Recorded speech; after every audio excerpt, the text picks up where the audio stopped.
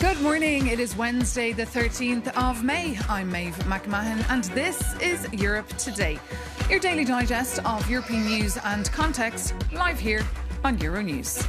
Coming up in headlines that bring back memories of the global COVID pandemic, Spain has confirmed a positive Hantavirus case among passengers who disembarked from a cruise ship in Tenerife this week. The World Health Organization says more cases will come, but insists there are no signs of a new pandemic. This as Hungary swears in a brand new government under freshly elected Prime Minister Péter Magyar. The move brings an end to the 16 years of Viktor Orban's rule. We'll hear who's who in the new administration with our correspondent in Budapest. And with the world's attention focused on the deadlock between the US and Iran over the Strait of Hormuz, Israeli bulldozers have been tearing down Palestinian shops near Jerusalem, clearing land for a settlement-linked road project. Just this week, the EU signed off on sanctions against Israeli settlers over violence in the occupied West Bank. But first, Syria is in the spotlight this week, with Damascus holding high-level political talks with the European Union here in Brussels.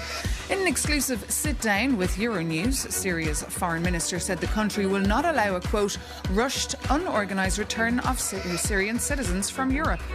Minister Assad Hassan al-Shaibani called on the European Union to support the reconstruction of his country after the brutal civil war. Our European editor, Maria Tadeo, sat down with the minister and is here on set this morning to bring us up to speed. First, tell us about these talks in Brussels. Well, Maeve, the talks obviously come at a pivotal moment for Syria. This is a country that is clearly in a political transition, is coming off of two very difficult decades, completely turbulent on a political front, a civil war that lasted almost 14 years, very brutal. Obviously, that also led to a massive wave of Syrians who left the country, many of which, of course, ended up in Europe. The authorities now in Syria, led by President al-Shara, they argue that this is a moment to rebuild, reconstruct, and make this country more stable. They have, of course, reached out to the United States. They are in close ties with Turkey, the Gulf countries, but another key partner in this, and they say this openly, this came up multiple times in my interview with the foreign minister, is the European Union. At this stage, as it stands, the European Union has lifted sanctions on Syria to give the economy a breather. It also is now moving into the full implementation of a cooperation agreement between the two countries. Obviously, the goal again is for the EU to play what they argue would be a stabilizer role in the country. And for Syria, it's about rebuilding the economy, so you have conditions for people to return and get this country back on track to the extent that it's possible in the shortest amount of time. Now, the EU, however, will say to fully restore ties with Syria, the authorities, the government there needs to ensure that their minorities, both religious and ethnic, are respected and they have equal rights. This principle of inclusivity is incredibly important for Brussels. So the message that was stressed to the Syrians, as I'm told by a number of diplomats, is that yes, there is a window of opportunity. The EU wants to see a partnership that could see this country finally becoming stable in the Middle East. They also see it as a way to counter what they describe are malign actors, including Russia. Of course, Assad fled to Moscow immediately after his fall, but they also insist this principle of inclusivity is incredibly important for the European Union to move ahead. And the issue, of course, of migration played a big role as well in these Well, talks. this is absolutely a huge topic as it stands, because not just when you look at it through the prism of the EU, but really European governments, we are seeing that the political landscape in Europe is changing. Obviously, the discourse around migration, asylum rules, and refugee status, which are three different things to some extent, is certainly much tougher. It has really hardened. Germany, which is a country that took in the highest number of Syrians, has now completely changed its narrative from we will manage dealing with almost 1 million people who arrived in Germany to now the chancellor is saying we need to accelerate the returns because the war is over and they need to rebuild this country. That was a question that I put to Syria's foreign minister al-Shaibani, and he told me, yes, they agree there is a need to rebuild the country, but it will not be chaotic. Syria has not committed to a specific number of people returning to the country. Let's take a look. There was no agreement on this matter, and there was no agreement on the number of Syrians to return to Syria. There has been talks about Syrian refugees in Europe and in Germany in particular, and there are talks and an agreement on a mechanism that will not hinder the process of reconstruction in Syria today. This is another thing I do not agree with. especially since today European countries no longer accept granting asylum to those who leave Syria, especially since today they believe that the situation in Syria evolved with a secure and stable law. However, we have warned against this matter, that imposing an involuntary and undignified return of Syrians will lead to chaos in Syria, and that the situation in Syria needs to create an appropriate environment. And you can watch the rest of that interview on Euronews. But now, EU defence ministers have wrapped up talks in Brussels, with the bloc's top diplomat, Kaja Kallas, expressing frustration over the lack of progress in boosting arms production here in the EU. A big focus of the talks was also on how Ukraine should use a slice of the €90 billion loan for defence acquisitions. Our EU correspondent, Angela Skujins, asked Estonia's defence minister, that's Hanno Pevkur, how confident he was, though, that these EU funds won't be misused. This is in light, of course, of the corruption scandal engulfing Zelensky's former chief of staff, Andrew Yermak.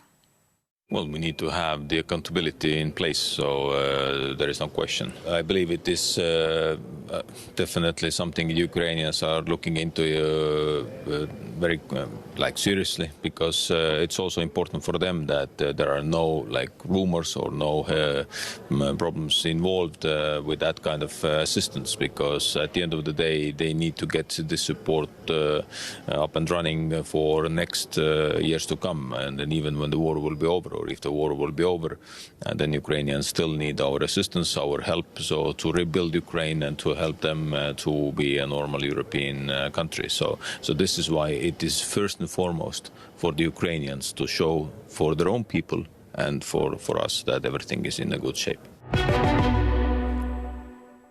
And talks on security and defence will continue today in Bucharest in the President of Ukraine's President Zelensky and NATO's eastern flank countries.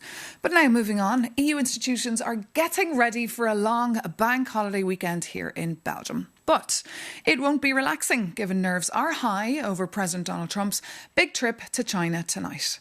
With Brussels often caught up in the middle of the two great superpowers, this trip will be closely watched.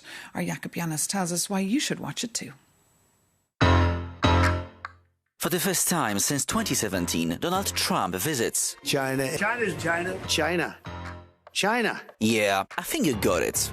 Meeting Xi Jinping to discuss Iran, nuclear weapons, trade and AI. The self-styled deal-maker arrives with a weekend hand. Because let me tell you, you don't have the cards. And between the increasingly unpopular Iran war at home and domestic courts striking down his tariffs, Trump needs a win. So your reporters started to wonder, what could this mean for Europe? Alright, first, the security bargain. Xi Jinping wants a signal that Washington is stepping back from Taiwan. And if Trump treats the island's security as a bargaining chip to secure China's help in ending the war in Iran, he might hollow out Europe's own strategic commitments in the Indo-Pacific. And Trump is also under pressure to relax chip exports controls for quick business deals. And if he trades away this edge, Washington and Beijing will set the global standards for AI alone, with Europe becoming just a rule taker, not maker. And finally, there is the trade squeeze. European firms are already struggling to compete with cheap Chinese goods at home.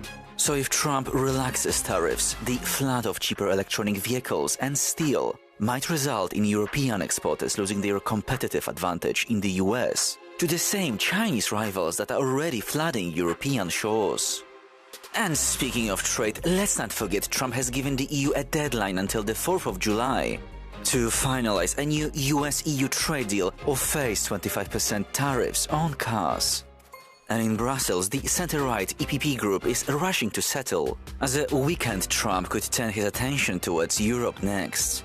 However, socialists are standing firm, insisting that European legislation will not be shaped by threats on social media. And it's a cliché to say that the Chinese word for crisis, wei qi, is translated as a danger and opportunity. And while wei is indeed danger, a better translation for qi is a crucial point. And it seems that for Europe that crucial point is happening now. And now for the view from Australia on Trump's China trip and the freshly signed EU-Australia trade deal.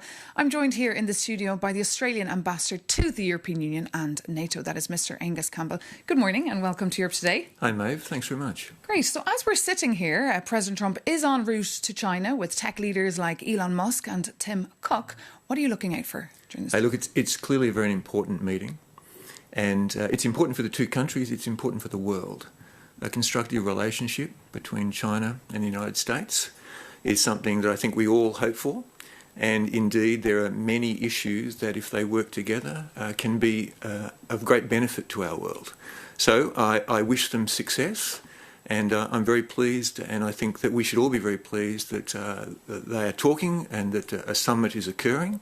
And it's now up to the dialogue and what outcomes might emerge. And of course, Australia signed a massive trade deal with Brussels this very year, precisely to reduce dependencies on China for critical raw materials. Will that work, though? Look, we're delighted with the free trade agreement. The negotiations have concluded. President von der Leyen visited Australia to make the announcement with Prime Minister Albanese. The process now sees the agreement go through the ratification mechanisms. But this is a deal that's been negotiated for 10 years. Very careful, very sensitive, acknowledging concerns and interests on both sides. And I'm confident that we're seeing a balanced deal here, which is comprehensive, which is going to be of benefit to both sides. And it brings the two communities closer together. Australians trading into Europe, Europeans trading into Australia, almost all barriers and tariffs removed. It's a good deal. It's a good deal, but will it help you wean off these dependencies on China? We have a constructive and a very significant trading relationship with China, and I think that that's going to continue, but we have a diverse trading relationship across the world. So Australia trades into North America, into the ASEAN nations, to South Asia, North Asia, into Europe. We're an island continent dependent on global trade, on the rules of trade, and free trade agreements matter because they enable the prosperity for all. And defence plays a big role as well in this trade deal. Tell us more, and do Australians support the fact that you're helping Ukraine? So in parallel to the announcement of the negotiations of a free trade agreement coming to conclusion, there was also the announcement of a security and defence partnership between Australia and the EU. And that's another step forward in building a relationship across the breadth of security and defence, often in areas of hybrid or advanced technology or things that are geographically borderless. And are Australian taxpayers comfortable with this? And people are very supportive of the idea that we reach out and we build more connections with more friends on more issues, because by doing so, we are better prepared in a world that's perhaps less predictable and more complex. And with a very transactional president as well in the White House. One final question on the social media ban that the European Union wants to copy from Australia. Is it working, though? How are you enforcing it? So the social media ban is about a relationship with the large social media companies. A bipartisan parliamentary concern for the well-being of our children, and indeed the increasing evidence scientifically of that concern, and a relationship with those social media companies to see their restraint on access until the age of 16 for young people in Australia. And we think it's the right way to move, and we note that many countries are now looking at similar models. And I think it's about the effort that you apply and the effort that collectively is applied to see a change in the normative behaviour of what we understand as social media and how it might affect our kids. Indeed, it's certainly been closely watched. Ambassador Campbell, thank you so much for coming into us here on Europe Today. Thanks, mate. And now to Budapest, where Hungary's new government, led by Péter Magyar, has been officially sworn in for the next 4 years. The new Prime Minister promises to restore public trust and rebuild Hungary's international ties. For the latest, we can head straight to the Hungarian capital and bring in our correspondent, Zoltán Zibosegi. Good morning, Zoltán. Just tell us who is who in this new government and what are their first priorities? Good morning, Europe Today. So actually, this new government is really diverse. Péter Magyar promised during the campaign that nobody can be a minister who was chief politician in the last government. But actually, this promise was not fully kept because, for example, the new transport minister previously was the public transportation company's leader here in Budapest and also a far relative of Viktor Orban, while the defense minister served as chief of staff during the previous political era. The finance minister had also worked as a state of secretary in Viktor Orban's second government, but now he promises to introduce the euro around 2030. Most members of the new cabinet have been close allies for Peter Magyar since 2 years from the really beginning of his movement, and most of them, they are conservative. One notable exception is Balint Ruf, the minister leading the prime minister's office, who was a really big critic of the Orban government and a really popular podcaster. He promised the biggest investigation in Hungarian history against the corruption cases. The government also includes internationally respected business men. The new interior minister, for example, is a former leader of Decathlon, and also the economic minister was a top manager for Shell. Peter Magyar has also a small scandal because he appointed his brother-in-law as a Minister of Justice, but after seeing the public rage, he changed his mind. So the technocrat government now tries to rebuild all the international ties, same as the schools and hospitals. And first and foremost, the most important, they try to take home the 10 billion euros EU fund what was frozen. And according to our sources, it's not going to be easy.